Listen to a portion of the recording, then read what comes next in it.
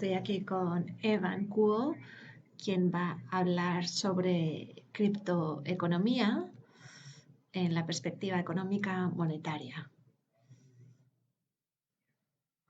Hola a todos, muy contento de estar aquí con vosotros. Mi nombre es Evan.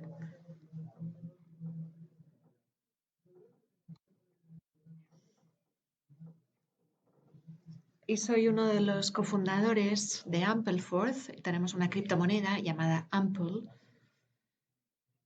que es como Bitcoin, una criptomoneda, pero tiene una política que aumenta o reduce de forma automática los activos de tu wallet en base a el exchange nominal.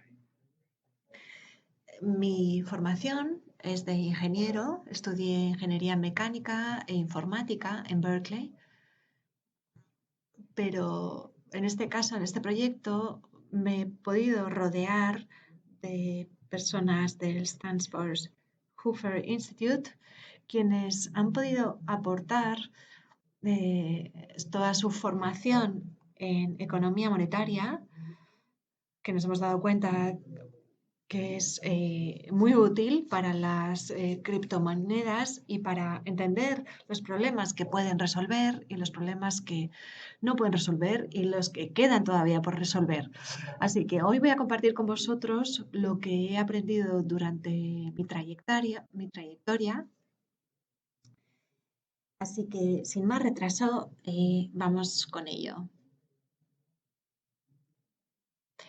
Voy a empezar diciendo que no todas las cosas del mundo cripto es una tecnología nueva, sino que muchas de las cosas que está experimentando la gente son nuevas e importantes, algunas son viejas y están muy bien entendidas, y otras con las que se está jugando mucho actualmente no son ni una ni otra. Así que nuestro objetivo hoy es proporcionar una visión general sobre los conceptos económicos monetarios para diferenciar entre lo que es nuevo e importante y lo que es viejo y ya está bien entendido. Pero antes de empezar con ello, me gustaría enmarcar un poco las definiciones de criptomonedas y de DeFi. Para mí ha sido muy útil, sobre todo a la hora de hablar con gente que no tiene esa formación en macroeconomía, y muchas veces animo a la gente a pensar en las criptomonedas como una nueva generación de metales preciosos digitales. Y el ejemplo más obvio es el oro digital. Y le digo a la gente que piense en DeFi como una nueva generación de bancos digitales diseñados para intercambiar, hacer exchange, almacenar, store, lend, prestar y tomar prestado estos metales preciosos de los que os he hablado antes. Y la diferencia entre el oro y el banco es que el banco tiene un balance de activo y un pasivo. Puedes depositar activos y puedes tomar activos del banco. Y se sabe después quién es dueño de qué. Mientras que el metal precioso no tiene esa noción de activo y de pasivo. El oro es el oro. Simplemente tienes un número de unidades de oro con unas propiedades de intercambio. Y Bitcoin y muchos de estas criptomonedas funcionan así. Así que pensar en las criptomonedas como una nueva generación de metales preciosos y en DeFi como una nueva generación de bancos digitales.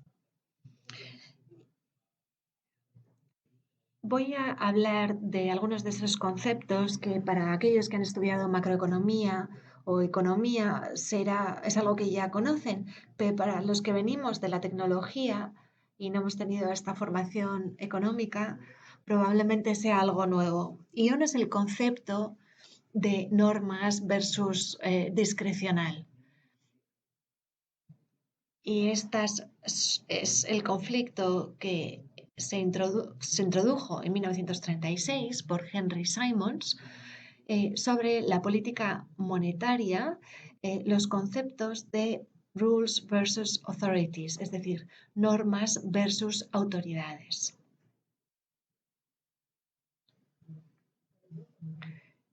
Fue el artículo que escribió y que hoy todavía está vigente este debate, si uno es mejor que el otro, hay cierta tensión, pero empieza con una definición muy sencilla y es el marco discrecional en el que los legisladores, los políticos, tienen un gran margen para ajustar y responder a las circunstancias. Y un ejemplo es el dólar estadounidense. Si la economía tiene problemas, hay poderes que pueden decidir estimular la economía, hay fuerzas naturales que lo permiten y esto crea bastantes problemas. Y esto es lo que se describe como el time inconsistency, la política de la incoherencia del tiempo. Tienes estos marcos y estas preferencias y se pueden reajustar las normas. Y como ya sabéis, las autoridades tienen, por supuesto, determinadas condiciones y mandatos que tienen que cumplir, como por ejemplo mantener el empleo o mantener los tipos de interés para evitar la inflación de los precios. Estas son las guías que siguen, pero tienen la habilidad de poder cambiar las normas a su discreción.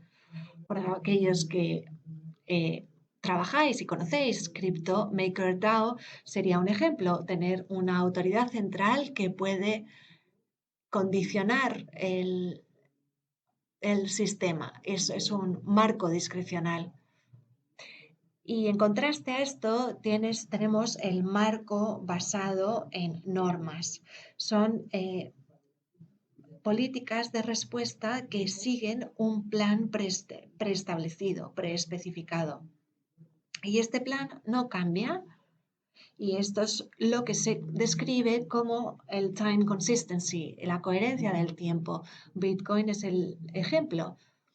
Tiene una política de supply fija. Sabes que va a haber 21 millones de bitcoins y no hay nada que pueda cambiar el supply de bitcoin, el suministro, salvo que hagas fork. Así que no hay mucho que debatir y actúa como actúa. Y esta política se mantiene igual en el tiempo, es coherente. Esta es la tensión entre el marco basado en normas y el marco discrecional. Y es lo que se dice como more hazard, más azar, más aleatorio. Y el ejemplo perfecto sería el ejemplo de las llanuras de inundación, en el que los gobiernos no quieren que nadie construya sus casas en estos terrenos que son inundables. Y desmotivan a la gente para que no construyan, para que dejen de construir sus casas en este tipo de terrenos. De tal forma que si hay inundaciones, pues estas casas no sean destruidas por estas lluvias torrenciales.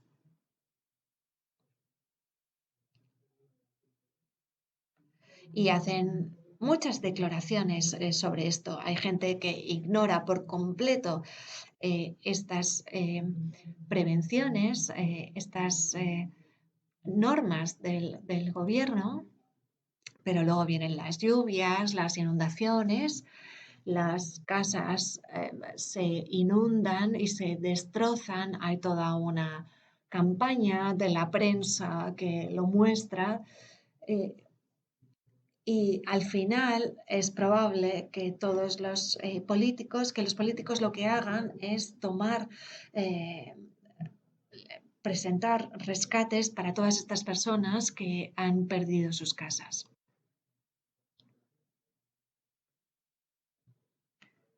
De tal forma que se compensan el 100% de los daños. Este es un ejemplo de, de una situación que ofrece lo peor de ambos mundos. Es decir, que las personas ignoran eh, estas políticas de los gobiernos y esto es malo, pero luego las víctimas que han ignorado estas prevenciones, pues son rescatadas. Esto es un escenario hipotético, por supuesto, pero una propuesta para evitar esto es tener un espacio basado en normas de tal forma que bajo ninguna circunstancia nadie puede construir en estos terrenos inundables. Y la gente, claro, vería sus casas, se vería muy afectada porque vería sus casas completamente destruidas por estas inundaciones, pero no hay rescates porque no hay opción de que esto puede ocurrir. Y esta es la economía. La gente dice que hay que, están los que dicen que hay que construir estos marcos discrecionales y ya están los otros que dicen que hay que construir estos marcos basados en las normas, estos marcos normativos.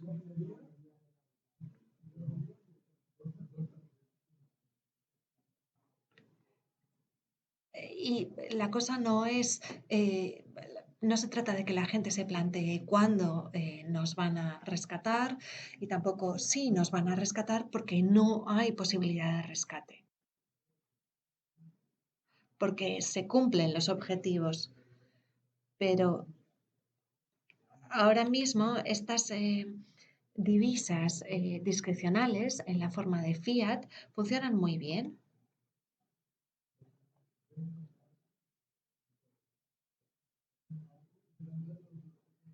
y hasta donde yo sé, los únicos problemas son los riesgos que siempre están ahí, que no han ocurrido en los últimos años, de la hiperinflación. Y luego, más importante, es la predisposición a los ciclos alcistas o los ciclos de explosión. Estos son los riesgos a los que se enfrentan estas monedas fiduciarias.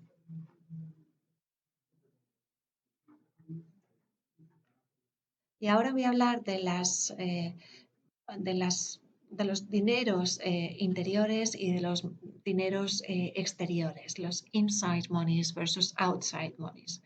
Es un concepto que se introdujo en 1960 por Gurley and Shaw en un artículo llamado Money in Theory of Finance, el dinero en la teoría de finanzas. Es una teoría combinada de las finanzas y la banca. Ya he dicho que los bancos tienen sus balances con el pasivo y el activo, mientras que las monedas no tienen esos balances. El dólar no tiene un balance, pero sí que hay mucho dinero en circulación que es dinero interno que representa la deuda. Por ejemplo, toda la creación de deuda que se hace, que se produce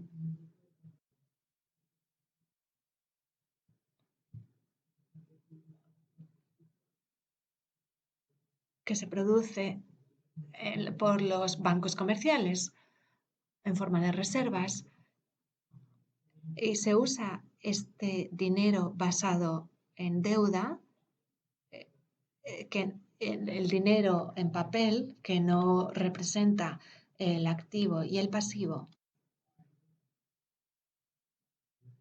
Así que por eso será importante crear esta política combinada del dinero y de la banca. Se creó el concepto del dinero interior con un balance cero neto y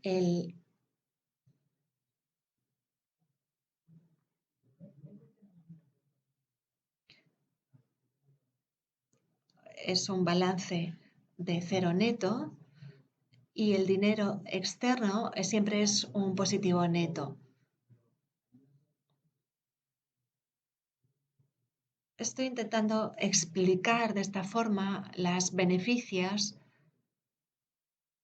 de uno y otro. No hay ninguno que sea universalmente mejor que el otro, pero las deudas, por supuesto, siempre llevan riesgos, riesgos de bancarrota de la banca o, o de un marketplace.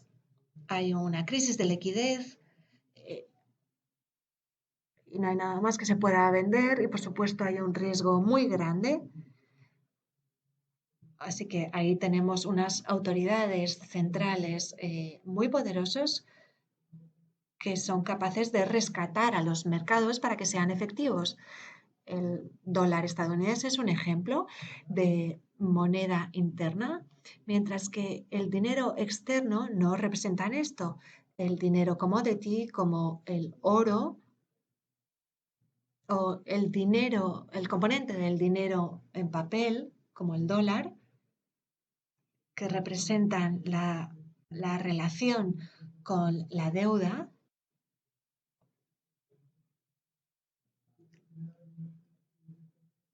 y la parte de papel de esto se considera el dinero externo, el outside money.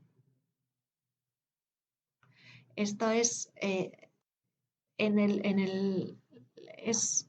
se evalúa en un mundo de información imperfecta y de confianza imperfecta, que requiere un refuerzo constante y que siempre representan un balance positivo neto. Y Bitcoin es un ejemplo. El siguiente concepto del que quiero hablar es el dilema de Robert Triffin. Él lo definió en Bretton Woods y hoy existe este conflicto cuando la moneda de un país se usa también como una reserva global de moneda. Es la tensión entre los intereses domésticos nacionales a corto plazo y los intereses internacionales a largo plazo. Es un problema no resuelto y un buen ejemplo de esto es, hemos visto la economía global y los mercados globales crecer de forma más rápido que en la economía de Estados Unidos. Y como el dólar es la reserva global de divisas, la demanda de dólares es mayor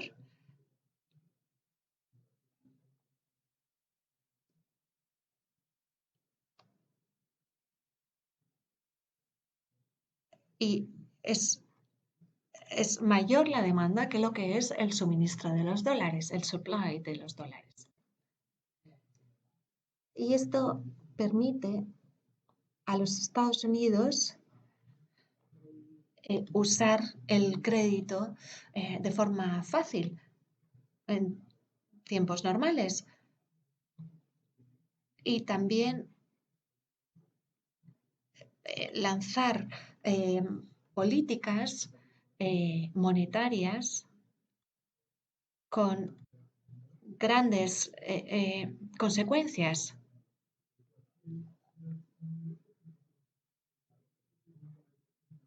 Son políticas macroeconómicas altamente extensibles. En momentos de crisis se emite mucho dinero y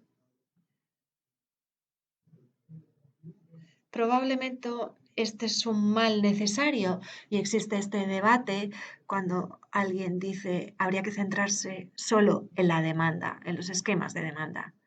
Da igual el suministro y el resultado de este estímulo de la demanda puede salir de la crisis. Y aquí viene la tensión porque esto resulta en la inflación de precios de los activos porque inyectas más dinero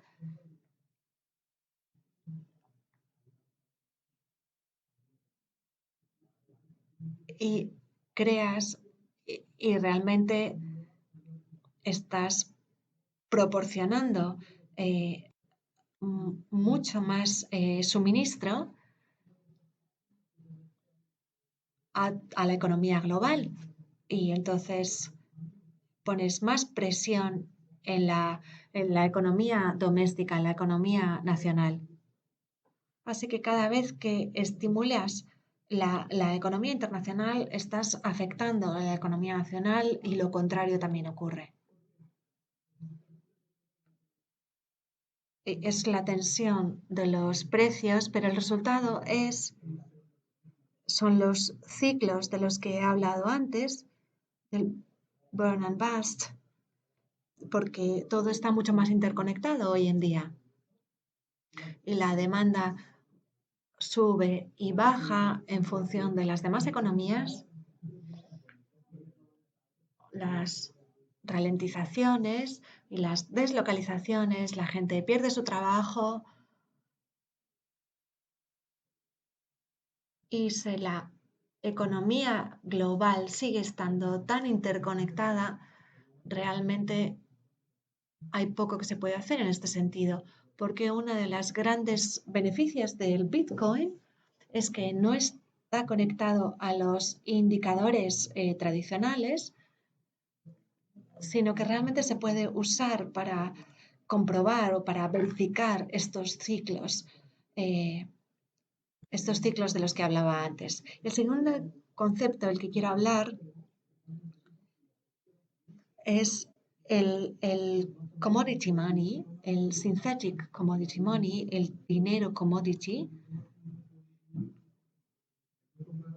Esto lo introdujo George Soros, el economista, y es una clasificación de las criptomonedas. Es una clasificación formal. Él lo enfocó de una forma muy sencilla, miró los distintos marcos que había de distintas monedas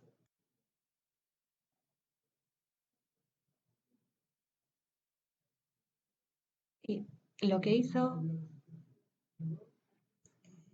desde la perspectiva de la escasez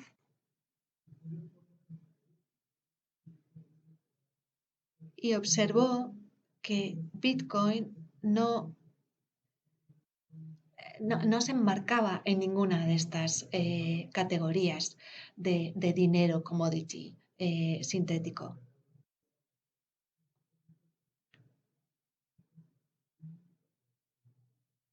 porque no tiene una utilidad no monetaria. Es similar a fiat y no se puede consumir para ningún valor de utility, de servicios. Es parecido al oro en cuanto a la escasez, pero como necesitaba una clasificación, decidió clasificarlo como dinero commodity. Pero siguió investigando sobre el tema, viendo realmente las utilidades que podía tener para el resto de las monedas.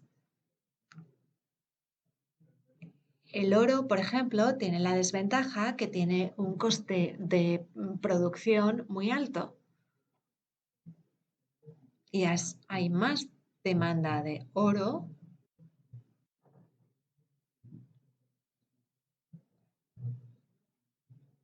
responde a los cambios de la demanda. Hay más demanda de oro, parece más barato sacar, minar oro y cuando hay menos demanda puede parecer mucho más caro, pero no es elástico. tiene un suministro fijo y es muy caro, muy costoso. Y como fiat, eh, Bitcoin no tiene esta desventaja de los costes de un estándar commodity. Y no se puede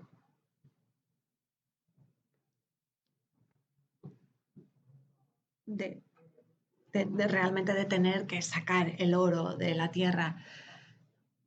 Así que con la revolución industrial se, se vio que era mucho más ventajoso y menos costoso imprimir dinero en papel.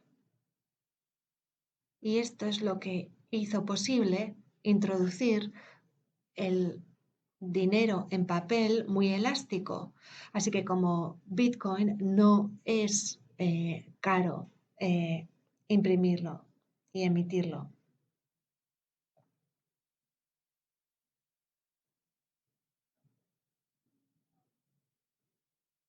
La otra ventaja es que está liberado de las distorsiones del suministro que vienen de las innovaciones tecnológicas. No, no está determinado por ello. Tienes una mina de oro, pero de repente tienes una tecnología nueva que sale que permite extraer el oro mucho más fácilmente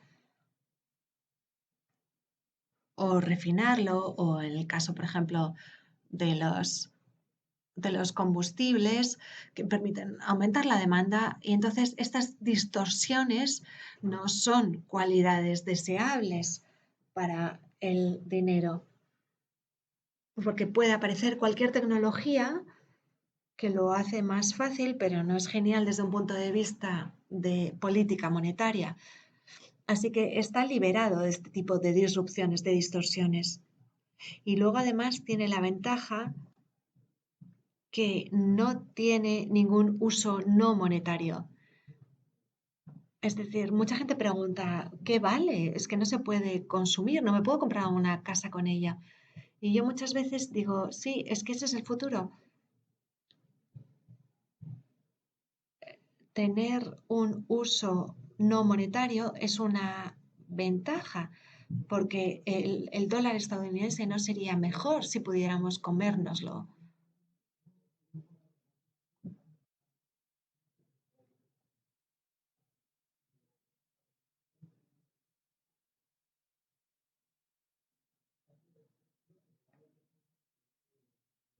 No sería mejor dinero si pudiéramos construirnos casas con los dólares estadounidenses.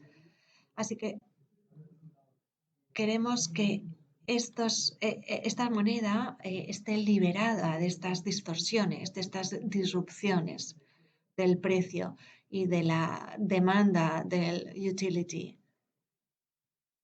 Así que tiene esta cualidad y finalmente está también liberado, no está determinado por los cambios motivados por la política. Es decir, que no va a haber ningún tipo de politiqueo en torno al suministro de esta moneda.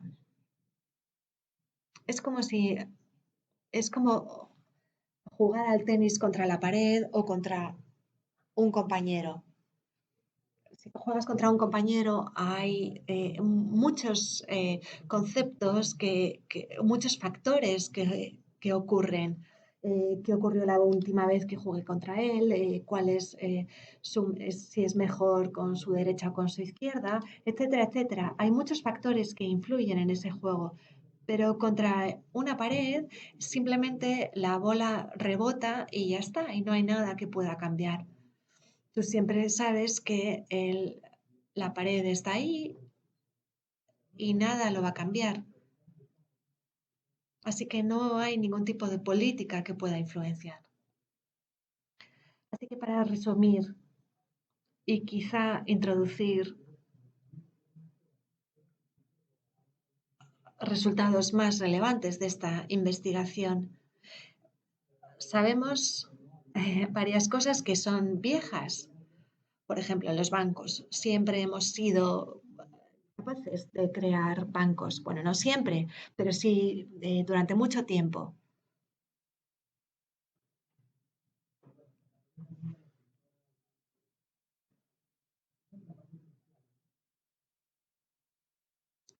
Pero hemos sido, esto no es lo que nos ha permitido las finanzas descentralizadas o la tecnología de blockchain. Hemos sido capaces de nosotros crear bancos mucho antes que eso y de los protocolos de Bitcoin. ¿Qué más es viejo? El dinero basado en la deuda. Tenemos dinero basado en la deuda que funcionan bien y que requieren de autoridades centrales que sean fuertes. Y realmente este es el problema.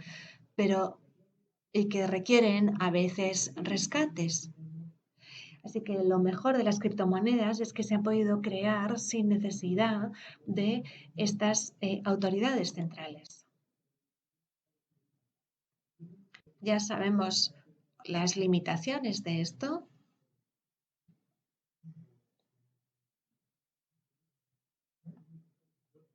Realmente esto es lo que es viejo y ya conocemos, pero lo que es nuevo es esta capacidad de crear dinero commodity. Antes de Bitcoin no éramos capaces de crear oro, no éramos capaces de crear escasez en este contexto. Así que está muy claro desde esa perspectiva que la capacidad de crear dinero commodity en un contexto puramente digital es lo nuevo. También sabemos que un suministro fijo, dinero fijo, con un suministro fijo como el Bitcoin, es lo que nos ha permitido crear ecosistemas financieros que realmente funcionan. Porque en el pasado, ecosistemas como el de oro era muy vulnerable a determinados conceptos y por eso no funcionaban, porque por las épocas deflacionarias, por ejemplo, como Bretton Woods.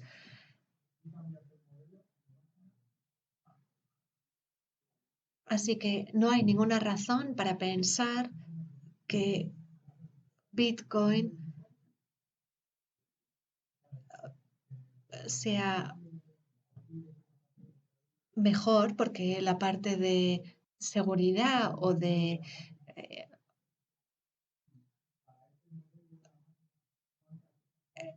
realmente sí que corre en su articulación, sí que tiene determinados peligros, pero sí que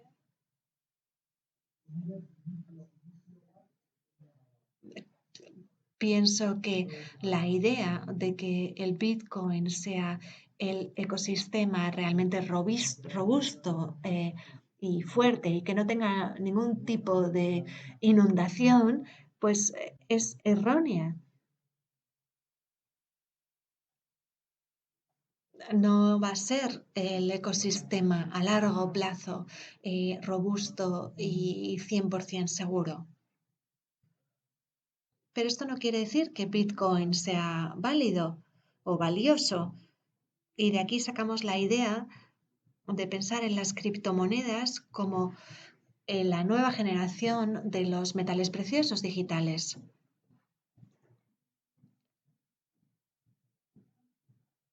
Esta analogía es mucho más clara y que la función económica de los metales preciosos se entiende muy bien. Estos metales preciosos se usaban para como verificación contra la inflación y también como forma de verificación contra los ciclos boom bust, los ciclos de expansión y de explosión. Así que para revisar todo lo que hemos hablado en esta presentación, eh, inside money versus moneda interna versus moneda externa, realmente todo se reduce a un tema recurrente y es que deberíamos temer estos ciclos que incluso los mejores políticos o los más conocedores de nuestra época no han sido capaces de solucionar.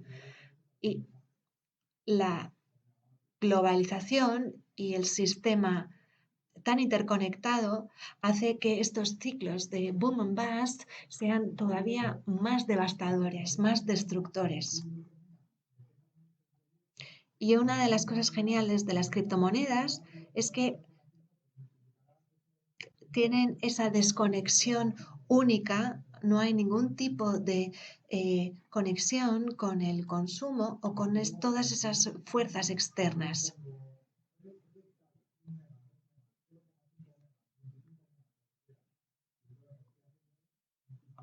No hay ninguna conexión con los indicadores tradicionales, con el PIB, con el crecimiento, con el empleo.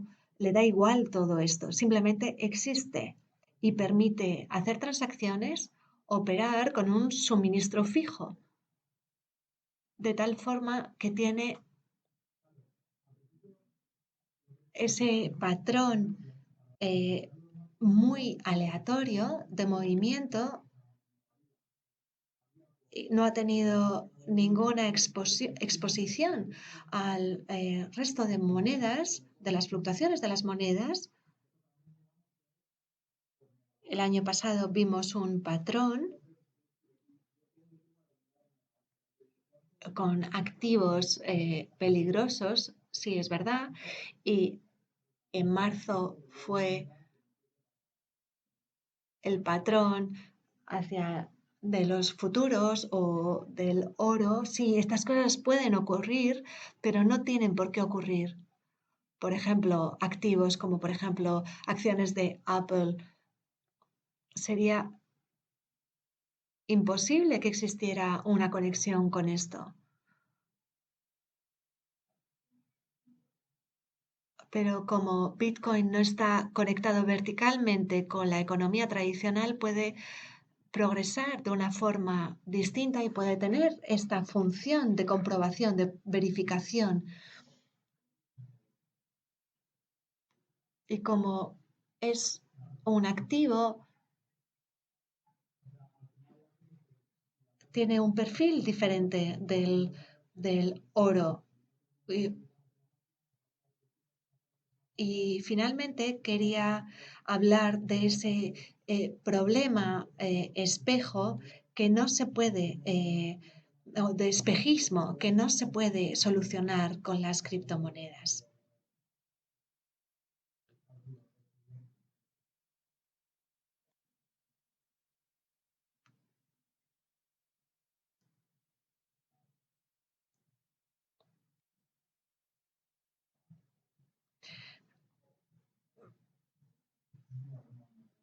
Y yo creo que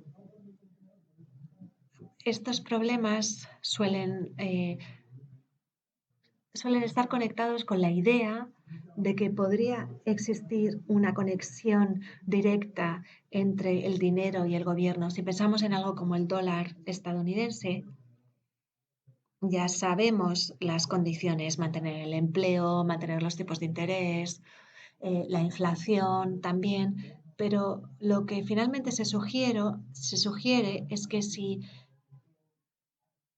estás descontento con los niveles de empleo, puedes culpar al dólar, puedes culpar al gobierno. Hay culpables para todo esto, pero esto es porque